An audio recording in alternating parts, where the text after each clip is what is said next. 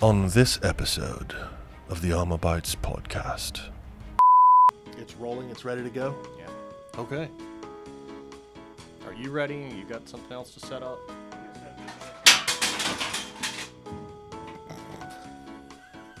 That's fine.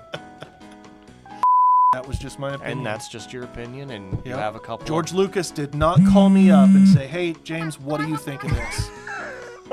So, you know. Let's get that phone ringing here. Why didn't you like it? Well, I'm going to go redo episode That's 1 right, just that's for right. you, James. I do want to just be entertained and have no problem And- going, oh, that's from that. Here I come. Oh. Here I come. Let's not forget the lessons that Sony taught us. If you make the same movie 6 times, you don't have to show that origin story all 6 times. I still don't know to how explain- Spider-Man came to be. That's right. I don't know. I still don't Who get was it. Uncle Ben? He makes rice. He makes really good That's rice right, in an orange that's box. right. That's who Uncle Ben is. I understand how kids talk nowadays. I'm just trying to go on with it. No cap. I don't understand that crap at all. All Oh, that God. bussing and like I don't even see these people in real life. I'm going to go home and sit in my lawn chair and yell at kids. No cap. I'm not Captain America, No. obviously. No cap. That's straight bussin'. That immediately makes me think of like Moff Tarkin and his Well, he slippers. was wearing slippers. And so would that be a canon costume if you were doing Moff Tarkin? Could It you get should away with be. wearing slippers? It should be. As long as they were the 100% right agree with type of that. slippers. We need to find out what sort of slippers he wore. Welcome to the 850 Armor Works podcast, where I don't know what the hell's going on today, and it's going to be a surprise. It is going to be a big surprise. You know, we text each other so much every day, back and forth, and today you got nothing. No. And it's a big day. So today, we're actually going to talk about the craziness of all the costume clubs' approval processes. Yes. Yes. Yes. Because I have a little announcement. As of today, October 18th, I am officially a Mando Merc. Phenomenal. Phenomenal. You got it my back. Everything's approved. Yeah, I got my Awesome. acceptance letter Awesome. today. I'll just keep a few things tongue-in-cheek right now. Okay. I don't know what's going on here. Not with that. Well, that's fine. We have some other internal things that kind of happened because some people were watching some things and didn't like some things. Yeah, and yeah. Decided to throw little fits and Yeah. and we're just gonna leave it alone because nothing Yeah. really changed because of what they decided to throw a fit over. Yeah. That's what's really funny. Yep. To me, it is. So yeah, I went through that fun little approval process, which honestly to me it was not that bad. Yeah. Like- For the Mandos. Yeah, it really wasn't. Like they came back on I think 2 of the things I expected anyway, which weren't even big deal. I'll list out all 4 whopping things that had to be fixed. I think it was 4 things. It wasn't really very much, but you know I'm out there every day like making things for approval. Like, I mean, from the ground up, whether we're pressing armor, making helmets, it's like we got to make sure these things will be approved. And like my little list. I mean, that's the goal with every kit that comes in as Right. an order is Well, you want it it to you be want it to something be approved. even if it's somebody that's just buying it to put on on a mannequin in their man cave Yeah, or whatever. I still the follow the idea guidelines. Is, yeah, you want still it to make look sure as good it's- as possible. It's yeah. fun. There's so many little things. Like we have the Death Trooper helmets that have the paint guidelines on them. It's like I don't even open up the paint guide anymore because I've done so many of them. Yeah. It's just like it's gray here, it's gray here. Well, okay, it's metallic here, metallic here, metallic here, metallic here, flat, flat, flat, flat, flat, flat, flat, flat, flat. Weathered silver, weathered silver, weathered. So it's just second nature. Yeah. But that's what we do. And my custom Mando went through as a post-Imperial, which is basically the stuff you see in The Mandalorian Yep. and the coverts. And the whopping things that it had to come back on, which this was the number 1 that I knew already, was flight suit soft parts not weathered enough to match the armor, Yeah. which is kind of silly, but okay. Like Actually, that is one of those things that I have thought about repeatedly over the years, putting armor together and weathering it, and people have, their soft parts are brand new, pristine, just off of the rack from being stitched, and it's like, you look weird. Well, you look weird. Do we have washing machines in space? I know, right? I mean, really, guys, do we have washing machines in space? And then it's like things like weapons. Your weapon needs to be weathered. No. The exact opposite. My weapon needs to be clean. Because there is still, a little bit of silver here and there is fine. Yeah, there is still That's scratching, fine. Scuffing, and things like that happen. Yeah, but I want my weapon to be functional. If weapons are going to be part of my religion, and I'm depending on that weapon for my life, I want to make sure it's functional. Yeah, but think of how many times just in The Mandalorian, he dropped his pistol or whatever, and it got kicked around for a little while. Over time, that stuff builds up. A weapon can be heavily weathered as far as like the silvering, knocking off the color. You don't want it to look dirty. You don't want to have like brown globs all over it. That's not how you weather a weapon. Not unless I'm crawling out of a slimy mud hole at that right very moment. Yeah. No. So the first thing was a little bit of weathering on all the soft parts. That was no big deal. Number 2, this is the really weird one because we've seen it with a couple other people. So my jumpsuit is gray, and my one knee has a strap on the back that's black, and they want the strap to match the jumpsuit. And we found that odd, but I've seen that on a few people already, and it's just, I don't know. It's one of the things I kind of question because we do see that on a couple of Mandalorians, but it's not consistent throughout all Mandalorians. Yeah. But it's no big deal. I pulled a piece of fabric from actually another jumpsuit and boom, glued it back there, and it was covered. I could see why they would, because it just keeps it looking. It keeps it from did looking help like uniformity. Yeah, it does, and it's fine. But there are other Mandalorians that have visible straps. Yeah, and so that's just a consistency thing. I'm not really complaining. I'd just like to know some reasoning behind that one. Number 3 was they could still see some print lines on my custom EE3 rifle. And I was kind of perplexed because it was all resin printed. So I just sanded it down and reprimed it and hit it with some hammered paint, reweathered. It actually looks a lot better now. So I'm fine with that. Number 4, I actually give the approval team some credit because we didn't see it in person, and it's not like it was even really a fix. They spotted one tiny little part of black Velcro exposed from my right shoulder belt. That was it. It's like, man, we don't remember that. Yeah. It's like I zoomed in on the picture. It's like, oh yeah, there it is. I had a seam line showing in my jetpack too, which I was actually kind of surprised they saw that because it's kind of tough to see anyway. And that was still no big deal. I think it was 2.5 hours worth of stuff I had to do real quick, put it all back on and take pictures. So for that club in specific, though, we kind of have a little theory around here that I don't think no matter how perfect your suit is, I think they're going to knock it back on something minor because they want you to resubmit the photos to see if you can wear it and put it on consistently. That's just a theory. Just a theory. Not a bad theory. And it's really not. When you're custom, you got a lot of parts, a lot of stuff you're dealing with, so let's see if you can put it on again and it look the same. So I kind of support that because I've seen a few other people's applications and their hit list, and their hit list is the same. It's usually knee straps and weathering, minimum. That's what we're seeing. Some kind of strap. Just a couple of little things, yeah. And none of that stuff is really even a big deal. And it's not. But we have suits that we finish out here all the time that are, hey, yeah, got instant approved, straight shot approval. Or, hey, yeah, everything was great with the armor, but I had to fix some bagginess in a jumpsuit, bodysuit. And, yeah, that's pretty normal because we do follow the guidelines. Things I was personally worried about was, am I using too many Imperial parts? Which wouldn't have been a big deal anyway because I was like, okay, I ditch my calf, put on the other knee. I have another booty thing, whatever they're called. Oh, man, that hurts. The thing that goes over your boot. I don't know why I can't remember that right now. It was in my brain until you spat. Spats. Yeah, I got a matching spat. That would have been fine. But, yeah, nothing with fit, nothing with sizing. I really just kind of basic process. I think the worst part was waiting. Because it took like 2 weeks to hear anything. Actually, over 2 weeks. It took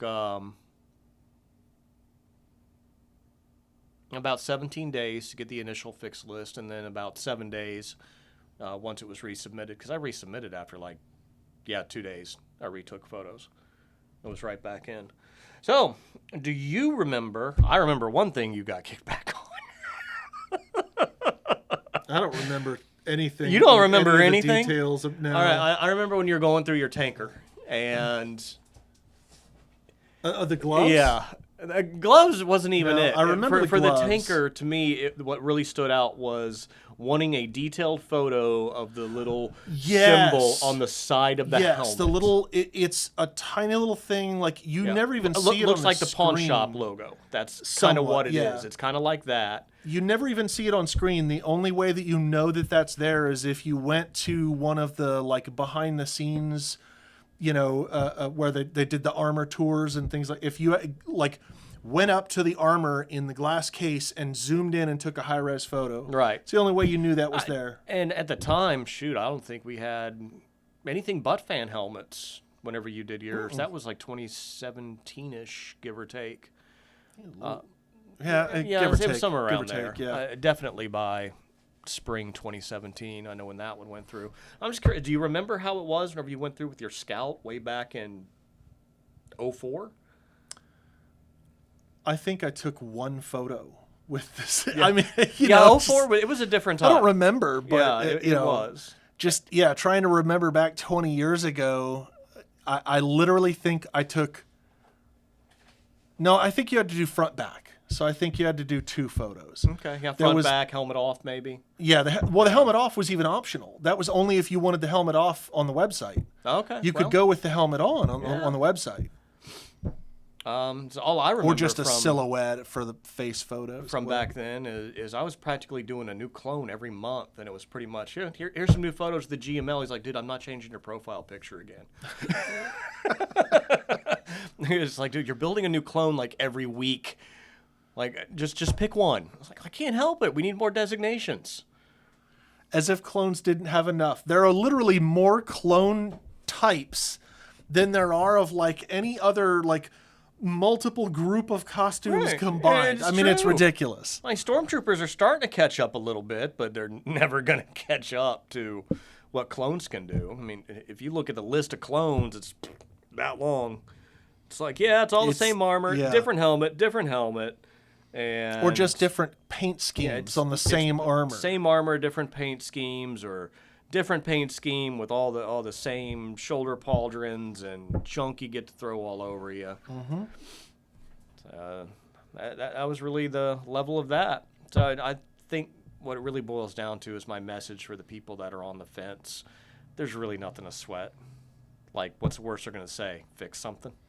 Oh, as far as submitting and joining? Submitting it. Yeah. Because fundamentally, our business here has evolved over probably the past few years, where we've gone from pumping out more kits that people are building in a garage to, hey, we need it fully finished. Yeah. And that's a multitude of reasons. That's, I don't have the skill, I don't have the time. I looked at these costume guidelines, please just do it for me. The guidelines can be very confusing. But that's what detachments and the equivalents in the Mandos and the Rebel Legion are for, is, people who have a lot of experience with that particular costume to be able to help out and provide tips. I mean, we pull our hair out reading these guidelines all the time. Yeah. All the time, because you got conflicting information, conflicting words with pictures.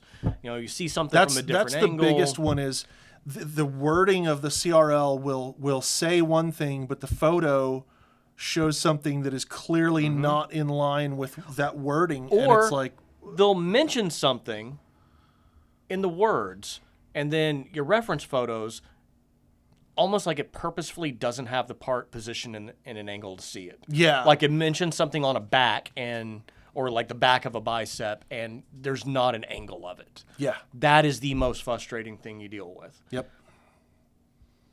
So, I mean, I get it.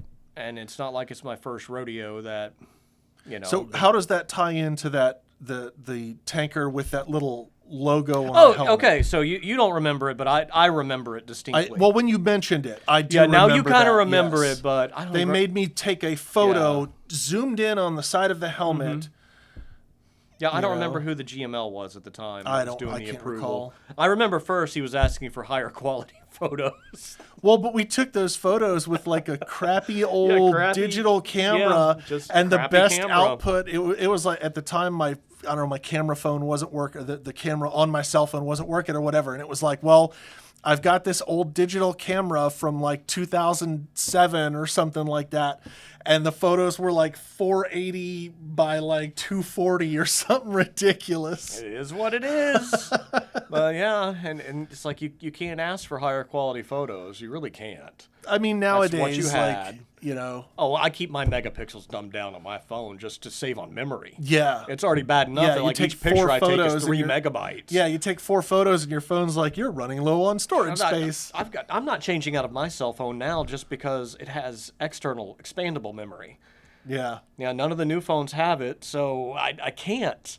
No. I'm stuck, and I can't go in there and delete 30,000 pictures. It's because the biggest like fad that they were pushing for on new phones is the waterproofness, and you can't have a waterproof phone if you have those. Is that what that's about? You can't have a waterproof phone if you have a micro SD card slot. I'd like have to buy a 1 terabyte phone now just to be able to get a new phone. Yep. I can't. I'm stuck. My phone is nearly 4 years old right now, and I'm stuck. Or I have to plug my phone up to the computer and start, do I need this picture anymore? Do I need this picture anymore? I'm not scrolling through my phone and going through all that. I do that every once in a while. Get yourself like a cloud storage for a couple of bucks a month, and you can dump all of your photos. I already maxed out my Google Drive, too. Yeah. Pay for a little bit of a boost. No. All right. No. Not doing it anymore. Then get yourself a DVD burner at the house, and you could burn all your photos onto DVDs that you then archive. I don't even know if I have a DVD burner anymore. That's what I'm saying, is get yourself a desktop computer with a DVD burner in it. You could burn all your archive photos. You know how long it's been since I even put in a CD? A long time. It's been a while. I had a CD DVD drive on my desktop computer for the longest time, and every time I would rebuild my computer, I'd be like, I might need it. You might. And eventually I got to the point. No, I got to the point where I needed the power off of that rail to run a supplementary hard drive that I had, and I was like, all right. Worst case scenario, I could shut the computer down and plug that that power rail back in. I've never had to do since, but you know it's there. It's still in my computer. I've got the disk tray, but no lights. You push the button, nothing happens, but it's there. Well, speaking of rails, since we know how to go off them so well. So we're back to the pawn shop logo on the side of the helmet. From what I remember of it, it was you had responded back saying, no, this is the camera I have. My other camera's not working. Yeah, because they wanted like ultra high resolution, and it was like, look, this is what I've got right now. And it's like, what? And then the reply was, well, we just need to make sure that logo is on the side of the helmet. So so I had to go take a photo of. And there it was. It was on the side of the helmet. You're good to go now. Yep. And you don't remember anything from your Scout, other than possibly 3 photos. I remember that on the Scout there was a little logo, but I think that was considered an optional, like a level 2. It is. So Scouts they have didn't. They actually have several. I know at the time we didn't have levels. No, we did have levels. We didn't really have. We didn't really have detailed. It was like CRLs. Regular Scout and then Pathfinder. It wasn't like level 1, level 2, level 3. Yeah. Yeah, Scouts have a lot of options. Like, you could leave your back completely blank. That's legal. Really? Yeah. You don't have to do the piping in the back. You don't have to do the slash marks. Yeah. You don't have to. Okay. I guess because there was a stunt costume. They found something somewhere. Yeah. I still want to see the stormtrooper from the Carbonite scene, that as he's walking down the stairs in the background, you can very clearly see that his bicep and shoulder bell have come unattached and are like slid down around his elbow. I got to go back and watch that now. It is absolutely canon because it was on screen. Oh, there's one dude in the Death Star in Return of the Jedi. I'm pretty sure it's whenever Vader is first arriving. He's like one of the technicians in the black jumpsuits. He is literally wearing black loafers and white socks. Oh. And we only saw it at the re-release in the theater. Like I booted up the Disney widescreen version, well, and it's like I can't see him there. That immediately makes me think of like Moff Tarkin and his slippers. He was wearing slippers. And so would that be a canon costume if you were doing Moff Tarkin? Could you get away with wearing slippers? It should be. As long as they were the right type of slippers. We need to find out what sort of slippers he wore. There. Yeah, wow. Back in the day, man. Yeah, back in the day. How things have changed then versus now. It's crazy to think about how, getting approval back then. Heck, when you guys were initially involved in getting everything set up, was there even any approval, or was it just like, hey, this guy's wearing a stormtrooper costume too? Yeah, come on and join the fun. That's pretty much what it was. It was like, wow, we found another one. Yeah. This guy wants to be part of it. Cool. And that was really about it. And it was like, you get your picture up on the website. Yeah. Yeah. Or in the Yahoo group. No, there was websites even by then. It was more of a pain to try to help maintain those kind of things, though. Geocities.501st.com. It wasn't even then. It was detention block something or other. I can't remember the name. But I'm sure it's still up there. From the film, what was it? AA 26? Boy, let me just rip up that nerd card right now. Yeah. I want to say 42, but 23. That's 23. No. Yeah, I think it was 23. 42 kept popping into my mind, but that's just from Hitchhiker's Guide to the Galaxy stuff. That's Life Universe and everything. I don't know. Now we gotta fact check it. We gotta nerd credit check it here. 2187 is ringing a bell. Yeah, 2187. The Princess? Here we go to the internet.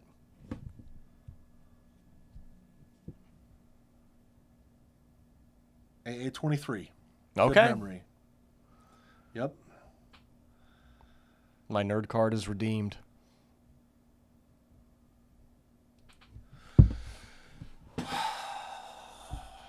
Mine's not. I had it wrong. I couldn't recall. Anyways, moving on. Well, that was fun, and that took a lot less time than I thought it would. Oh well. I think the point of it though is don't sweat it so much. Yeah, no, It's don't. Not that big a deal. Even if you are like that worried about it, go to an event and have your costume with you and break it out and have some of the people who are there go over it with you. Yeah, it doesn't hurt to go on a test run. Yeah. You're going to need to do a test run anyway. I don't know how Mando Mercs are. I don't know if somebody shows up but they're not a member, are they allowed to participate, things like that. From my experience when I went down to Ocala, when I was talking to the clan leader down there, just told him where I was from, what was going on. And he's like, hey, it's a con. You're okay to troop here. Yeah. You look pretty good to go anyway. So, yeah, have fun. Yeah. Okay. So definitely events like conventions. Yeah. Yeah. But show up, wear your stuff, and ask some of the people there. Hey, what do you guys think? Do you see anything that I would need to fix before I submit for approval? Yeah. And they'll be real nice about it too. And it's easier to spot something in person than it is in a photo. Yeah. And always take any kind of changes as constructive criticism. And really only pay attention to official people. You can throw your suit up on Facebook groups and ask the court of public opinion, and you're going to get 500 different responses from people, and they may not even be relevant. Yep. And that can be completely overwhelming. And the last thing you want to see someone do is quit because they felt like they got put down. Yeah. Because it's not supposed to be like that. It's supposed to be about building people up. Like somewhat tertiarily related to that point, but in a Facebook group, I think I've talked with you about this before. A guy he did a blaster, and people in the Facebook group were lambasting him because on the bottom side of the blaster, there were some barely visible print lines, only on the underside. As you carried it and used it, he had done really great on all the stuff that was very visible, but when it came to the stuff that was somewhat hidden, he was like, look, I've been sanding for hours and hours and hours, and I'm just, okay, no big deal. But people were blasting him the relevant info was a blaster is not like you don't approve blasters in the 501st. Technically, your GML does approve blasters, but they're not a requirement to begin with. Yes. And I have heard of some garrisons that the GMLs do require them to The only submit thing their is weapon. that the GML, well, I've never heard of that. That might be a garrison-specific thing, but that goes I think against... it's more garrison-specific. But that goes against the Legion-level guidance on it. Yeah, and you may be more versed in what the Legion level is, because I know how much you love picking apart the charter. Sometimes. Yeah, it's look for those legal loopholes. Rules exist for a reason. If you're Right. gonna enforce Rule A against Person A, you're gonna enforce all the rules for everybody. That's correct. Rules are there for a reason. But yeah, people were blowing him up over this insignificant stuff on the bottom side, relevant info. It's on the bottom side and it's not visible. That would be like somebody chewing you out because the inside of your armor is not painted. Yes, that would be really dumb. Yeah. And secondly, the weapons don't have an official approval process, so it doesn't really matter. No, it shouldn't. And the whole point of it is, did you have fun printing it, setting it up, finishing it? Yeah. You might be tired of sanding for hours and hours, but we all get to hit that point. And when that guy puts it on a shelf when he's not using it, does he like having that thing? Does he feel proud of that thing that he made that's sitting on a shelf or on his desk or whatever? You've got people pointing out print lines. Well, what about an atrocious seam line? Yeah. Like, I have a lot of the popular rubber weapons, the rubber blasters, the seam line is so terrible. Yep. And because they're rubber, you can't sand them down. You can, trim on it with an X-Acto, but even then it's a very visible, very ugly scar. You can't fill it, you can't sand it. That just is. But I like carrying my rubber blaster just because I don't mind handing it to kids. Yeah. And have fun with it. Yeah, Throw it on the ground. I don't care. Yep. But, one of my better blasters or resin blasters or something I spent a lot of time on, nah, you ain't touching that. That's mine. Yeah. Only one person's breaking that, and that's me. Yeah. Yeah. So, and that's kind of almost a double standard and the same. We're worried about a few little print lines. And from a safety aspect, if I have a, police officer wanting to inspect my weapons, I'd rather have a few points on there that he can actually see, go like, yeah, that's just a fake sci-fi gun. Yeah. Yeah, not worried about it. You did that on your home printer. I see it move along. Yep. So there are aspects to that. And it's not like it's super showpiece encased in glass and, put on your mantle. Yeah. It's a toy we carry around. So there are definitely aspects that, need to be reviewed overall. Yeah. What another one of the sister clubs. Now, this was told to me by someone in there.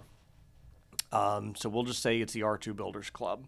Like, their level of criticism, like, they technically can't criticize. They almost in a roundabout way can't criticize. Yeah. They're there to support you. That was when I was doing the mouse droid, and I was talking with the mouse droid builders, and I was trying to get like something concrete to go off of. And I was asking questions, and eventually somebody was like, look, this isn't the 501st. Like, nobody's going to tell you what's wrong or right based on what was on the screen. You build your droid how you want to build your droid, and people are going to tell you what they like about it. And if there's something that people don't like, well, they're not going to tell you because they don't want to be jerks. And that's the way it should be. Yeah. Just flat out. Yeah. If you're doing something absolutely stupid, like wearing a stormtrooper chest piece with a scout costume, yeah, that kind of thing needs to be pointed out if you didn't know. Yeah. Yeah. Even or you're wearing the wrong helmet altogether. I mean, as long as the colors don't clash, I think that oftentimes you still should be able to kind of... You know what? I'll use a very similar example here. One of our customers that did order a Death Trooper helmet, we sent him a picture of it after it was just painted gloss black. And he was like, man, that's really cool. I like it. I'm going to go post that to the groups. I'm like, okay, go have fun. And I was scrolling through Facebook and actually ran across the post. And somebody commented under it saying, helmet's not supposed to be all black, bro. Let me guess. In his original post, he specified still lots of detail work to do, but here's the base coat. He said, or something along those got lines. a picture of my helmet, work in progress. Yeah, work at WIP. Yeah, and you're saying it's not supposed to be all black. Like, dude. Yep. All right. It was just the helmet, and you could see the other parts next to it. So not even touched by a paintbrush at this point. But no, someone decided to open their mouth. Sweaty meme lord basement dweller. Right, for no reason. It's not supposed to be. He wanted to better all than. Black. Yeah. Like, dude, he was happy with what he saw so far. He was excited to show it off. Yeah. Support him. It's like, dude, that looks good. Can't wait to see it when it's completely finished. If you look in the world of like model building, you're working on that thing back there. I don't know if you can mention that. No, we can. But, okay, so you're working on that. It's a Warhammer. We're working on thing. A trophy. Yeah, it's a Warhammer related thing. In the world of like model building and stuff like that, people will frequently post their works in progress of customizing, where they literally cut apart miniatures to create a custom miniature, and then the paint jobs along the way. And everybody understands, like, this is not the finished product. You provide your feedback based on where it's at now. Like, man, I love watching those in progresses amazes of me. those. Like, I'm not a miniatures painter. I hadn't done that since I was a kid. But watching these guys go from, snip snip and glue to, getting on their base and then starting some of their details and then doing wash after wash after wash. Yeah. And you're just like, wow. The most critical stuff you'll hear in those sorts of groups is like, somebody talking about how they prefer to detail the base before they do the miniature, or the miniature before the base, and they'll talk about why they prefer that. Personal preference. Absolutely. Nobody is going to look at a photo where the miniature is fully painted but the base is not and start complaining that there's no detail on the base, because they understand what a work in progress is. Correct. And there are so many people in the costuming, specifically the Star Wars costuming world, that fail to grasp that. Well, they just don't understand. Everything is almost always a work in progress. There's always something you may want to change. True. Like, I didn't like using Velcro to hold my shoulder bells on. I'm going to use snaps. Yeah. Or let's reinforce it even more and just run a nylon strap and glue that thing in place. Yeah, just nylon loop. Yeah, those are little things you learn as you wear it as time goes on. Or so you notice yourself fixing something. It's like, oh man, my helmet keeps dipping down. Well, let's go put a little bit more foam need in to it. adjust my padding or whatever. So to an extent, everything is always a work in progress. For me, everything's a work in progress because I don't think I'm ever really satisfied. I'm happy. Some people, they're such perfectionists that they're never happy, so they keep going. I'm happy with it to that point, and then you just want to change it up, or you want to do something different, or you notice something else you can add, or it's like, no, I need to take that off. That's not working. And you just go from there. That's nature of things. Got any trivia?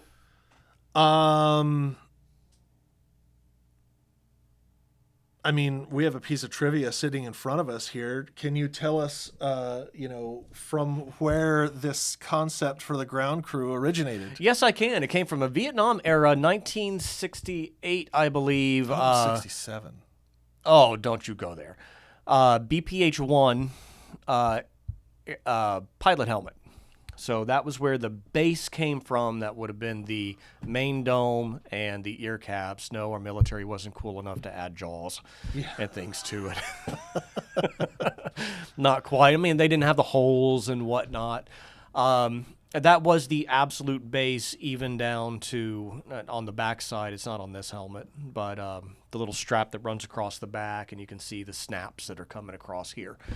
So that's the liner base. And the straps and everything. This one was actually printed from a 3D model designed by Empire 3D. They have a limited amount of models, but I've printed a few things from them.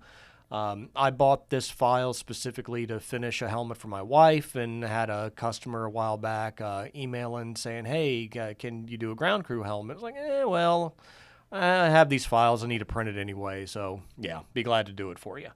No problem. Main things we usually end up printing from Empire 3D are the positronic domes for the Mimban Stormtroopers, and usually we ask people whenever they want those, hey, go buy the 3D model, make sure that they get their credit, and move on from there. This was pretty much a one-off because this one's going to be, my wife's helmet. We've got the jumpsuit, the knee pads, the armor. She's just been lacking a helmet.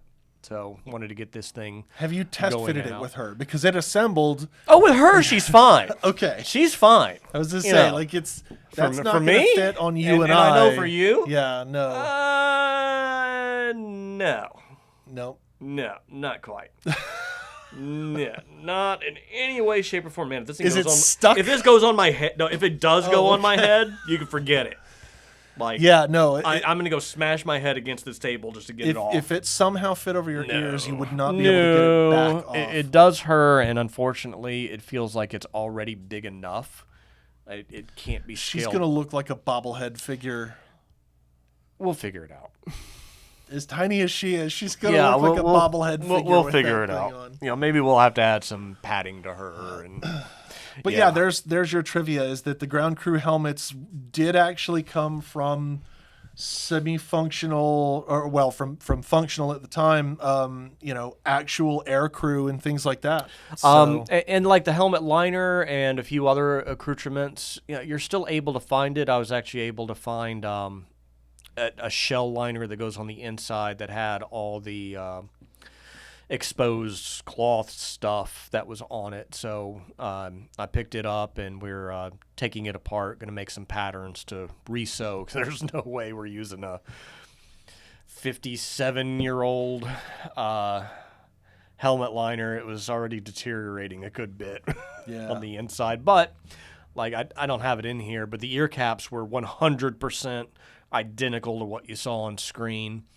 And I give the props department credit for using a Vietnam-era helmet, because you had your Rebel Fleet troopers, your Death Star troopers, your Imperial gunners, technical crews. They all used the same base helmet from the World War II Navy Talker helmet, which was really just an oversized helmet that they could wear the big earphones in, and that's what it was. So yay to the props department for doing something right, not just like taking a straight up AR-15 and shortening the barrel and saying it's a Star Wars gun, or flat out having AKs on set in Andor. Yeah. Oh man, those AKs. As soon as I saw those AKs, it's just like, really, dude? Yeah. Somebody was either supremely lazy, or they completely forgot that they needed those extra blasters, and at the last second they were like, "Holy crap! We need like a dozen of different blaster styles. We're just going to have to call the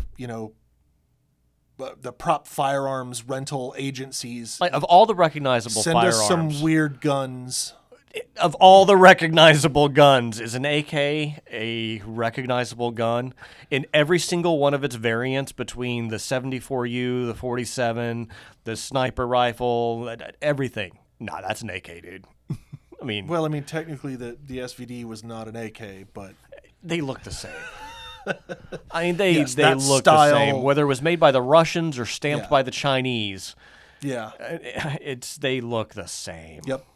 It's just like every AR. I don't care if it's Colt or Palmetto State Armory or Sig Sauer that made it. It's like you look at that thing and that's an AR platform. Yeah.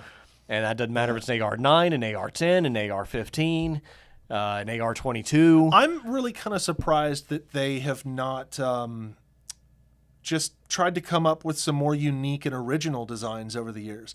There's nothing wrong with like taking a little bit of inspiration, but I think we'd be looking at some of the callback guns, like the Briar pistols are one. Those started with Dark Forces video game. That's what Kyle Katarn had, and that's what Andor was running around with. Was he had Briar pistols and did that cool little flip over thing, and Guns were based off other guns. I can't remember every single variant that's out there. You can look at Mando's pistols. They're pretty unique. I'm sure they had a platform they were based off of that I don't remember. You got Django's, Westar 34s. I mean, those were completely custom. Yeah, I mean, there are some original stuff. Clone but Trooper blasters. The Clone Troopers were... Well, the Clone Trooper blasters were original because they 3D modeled all of the clones. But they were still based off of, the Sterling to an extent. They were kind of modeled after it. So you could see the transition into the Stormtrooper blaster. Yeah, you were supposed to be able to say, I see how they started with this and ended with this that we saw in the original trilogy. And I really wish I had like the blasters to show right now, because if you take the long Clone Trooper blaster, the DC-15L, and you take a Return of the Jedi style Sterling Stormtrooper blaster E11, it's the same gun, but like just enlarged, stretched way out. And then you flip it over, and it turns the scope upside down, and the scope rail and stuff on the bottom transfers to the top of the clone rifle. It's really interesting how it does it. As I had them both sitting around one day and kind of looked at it and just went flip. I was like, holy crap! It lets the transition go and the evolution. But we had the same thing with the droid blasters. I mean, they're so close to being an E11. Yeah. It didn't take much. It's definitely the same grip, definitely the same barrel was kind of modified and stylized after it. So, who would have thought that the Naboo blasters would have been, what were those again? I think... I hated the Naboo stuff. Yeah, they were all of it. I thought it was just dumb. Just dumb. Naboo was dumb. Even the N1 Starfighter, even though they brought it back in The Mandalorian, and they, the little bubble for the child to poke his head up and stuff like that, everything from the Naboo stuff, was it too clean? It didn't feel I don't know. Universe enough? Yeah, it just didn't feel Star Wars to me. I can see that. The only thing that's like nobody is going to be out on the outside of the ship with their jar of polish and a rag to make sure everything is nice and shiny. You must show your fidelity for the Queen. I guess. Polish my ship. I guess. Until I see myself in it. Yeah. Well, the designs of their blasters and things like that, the designs of most of the costumes, I just thought they were pretty dumb. But that was just my opinion. And that's just your opinion, and you have a couple. George Lucas did not call me up and say, hey, James, what do you think of this? So, Let's get that phone ringing here. Why didn't you like it? Well, I'm going to go redo episode 1 just for you, James. Speaking of George Lucas, I read an article the other day that was talking about, apparently there was an interview back in like 2016 or 2017, right after Disney had bought out, I think it was right after the release of the first film, or it was just before the release of the first film. And George Lucas was blasting Disney, and he was making predictions for what Disney was going to do and how badly they were going to bungle Star Wars. And he knew it. And he talked about corporations they don't approach filmmaking like a filmmaker does. A corporation sees it as, he was like, I think roughly paraphrasing what I remember, he was like, when you make a film, the studio is literally giving somebody, they're taking a kid, handing him $100 million and saying, go gamble this away and bring us $500 million back. A corporation doesn't do that. The corporation wants to play it safe. They have their strategies and their research, and a corporation will tell you, okay, go gamble this away, but you can't play this game at all. And if you go play roulette, then you can't bet on red, because our results show that red has a 47% success rate. So we're not going to accept, you can't bet on red, and you can't do this and you can't do that. And they put all these rules on you that make it impossible to really try and tell a good story and make a good film. And his prediction was that they would basically just copy stories that have all been told before that historically did well when they were in theaters. They were going to be absolutely petrified of trying anything new. And if they did, they were going to put so many rules and hamstrings on it that it wasn't going to work out. It's coming to fruition. In a similar note, like Marvel, they're starting to backpedal now. Yeah. They're realizing some of the mistakes that have happened and rushing through things, seeing filmmakers try to transfer to television, and the things in television don't work the same for film. Yeah. So they're starting to learn their lessons. They're starting to pull it back now. Like let's polish this up a little bit better before we continue on and completely alienate our entire fan base. Yeah. So we kind of need to see the same thing happen too. You've already alienated a lot. You've given us some glimmers of hope. So get your act together. Yep. I will say there have been some really good glimmers of hope. Very good. Andor was a series that I thoroughly enjoyed. Yes. Every bit of Andor I enjoyed. And I've heard the exact opposite. I've heard a lot of people saying it was just too slow and boring for me. Didn't feel like Star Wars. It's like, well, that wasn't. Yeah. And to Disney's credit, that's the vagaries of being a film producer or whatever the term is for, when they're trying to be the creator, they have so many different people in the audience. Who do you please more? Well, there's the old saying, you can't please 100% of the people 100% of the time. Mm-hmm. So from a non-corporate experienced person, at least of that nature, don't focus on trying to please everyone. Yeah. You need to please your hardcores. You need to please your casuals. Yep. You need to please your in-betweens. Make them their own things for it. Yeah. Here's your hardcore show. Here's your casual show. I think they're out there. I think the stories are definitely out there. And there's a strong possibility there are plenty of phenomenal Star Wars stories that could be. Yeah, don't make me cross-reference 2 different comic books, a mini-series, a web series, and 6 other movies just to understand a new show coming out. Yeah. I do want to just be entertained and have no problem going, oh, that's from that. And let's not forget the lessons that Sony taught us. If you make the same movie 6 times, you don't have to show that origin story all 6 times. I still don't know how Spider-Man came to be. That's right. I don't know. I still don't get it. Who was Uncle Ben? He makes rice. He makes really good rice in an orange box. Right. That's who Uncle Ben is.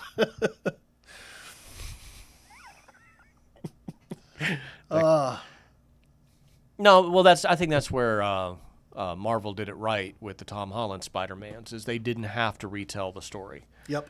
It's like, hey, we know already. We've read the comics. We've seen the other movies. We get it. Let's give them. I think they hinted at a few things, but they never just flat out said, here he is. He got bit by a radioactive spider. Yeah. Done. Yep. It already happened. Yeah, we already know. It's all off camera. You get it. Yeah. That's fine. So, yeah, tying that into Star Wars, we don't necessarily need to know the history of the rebellion and things like that. It's like how they did it with Rogue One was really good. There wasn't any browbeating of what was in the past and nostalgia and don't forget about these characters. It was just, they show up at this guy's farm. Apparently he used to work for them. Okay, we're moving on. And that was it. Yep. And yeah, that worked. Yeah. It worked. And it worked out well. And you can just flat out tell history with a line of dialogue, just the same. Imply it. Yeah. You don't even... I don't like when the people in the show suddenly turn to the screen and begin telling you about 10 years of history, Just talk about it a little bit, enough that people can catch the gist and move on, and that's all it needs to be. Pique our interest. Yeah. We don't need 45 minutes of exposition of in-lore history. So. I get that. I don't know. We're getting way too far into films and stuff like that at this point. That's fine. I think we could probably call this one done. Yeah. We're done. The bun's in the oven and all that stuff. No, there's no I don't know what that means. I don't know what it means either. I don't understand how kids talk nowadays. I'm just trying to go on with it. No cap. For real. I don't understand that crap at all. All that bussing and like I don't even see these people in real life. I'm going to go home and sit in my lawn chair and yell at kids. No cap. I'm not Captain America. No. Obviously. No cap. That's straight bussin'. There, I said the thing. For real. For real, I'll get into. All right, thanks for joining us before we get any more stupid here today. Tune in next time. It's not your first time on YouTube. Do those button things and stuff. It really helps us out. Click the buttons. Click some buttons because today Click the bell, I think, which is up there. We were definitely doing it. I'm doing it. Oh, today's sponsor is On the Border Cafe style tortilla chips. Also restaurants. Thank y'all. Have a great day. On the Border restaurants? Yes, they have on the border. Okay. Yeah, and Mexican grill and cantina. Okay.